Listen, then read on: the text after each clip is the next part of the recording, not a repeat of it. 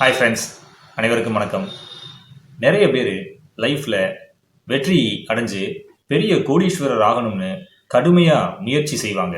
ஆனால் அவங்களுடைய கனவை அடைய முடியாமல் தோல்வி அடைஞ்சிருப்பாங்க.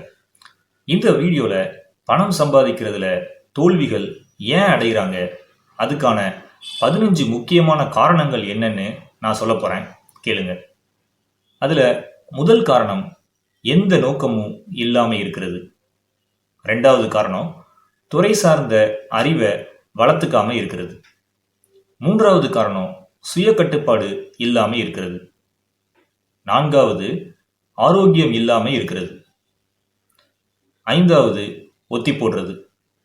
ஆறாவது விடாமுயற்சி இல்லாமல் இருக்கிறது.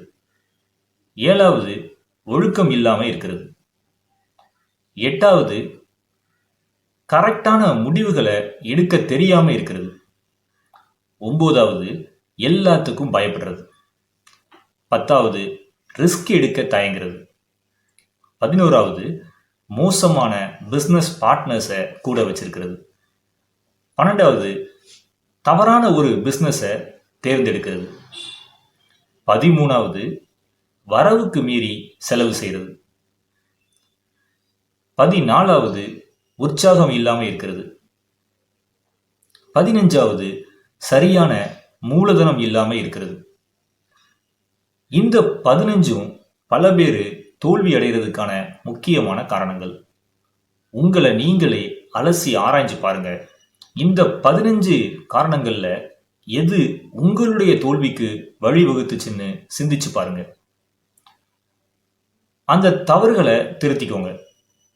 பணம் சம்பாதிச்சு ஒரு கோடீஸ்வரர் ஆகணும்னா வெறும் அதிர்ஷ்டத்தை மட்டும் நம்பிட்டு இருந்தா உங்களுக்கு கோடிகள் கிடைக்காது. நீங்க உங்களுடைய பலவீனங்களை அலசி ஆராய்ஞ்சு பார்க்கணும். நீங்க செய்யற தவறுகளை கண்டுபிடிச்சு திருத்திக்கணும். அந்த தவறுகளை திருத்திட்டீங்கன்னா உங்களால கோடீஸ்வரர் ஆகணுங்கிற உங்களுடைய கனவை எட்டி பிடிக்க முடியும். இந்த 15 காரணங்கள்ல ஏதாவது உங்களுடைய தோல்விக்கு காரணமா இருந்தா உடனடியா திருத்திக்கோங்க. உங்க முயற்சிகளை தொடர்ந்து செய்யுங்க.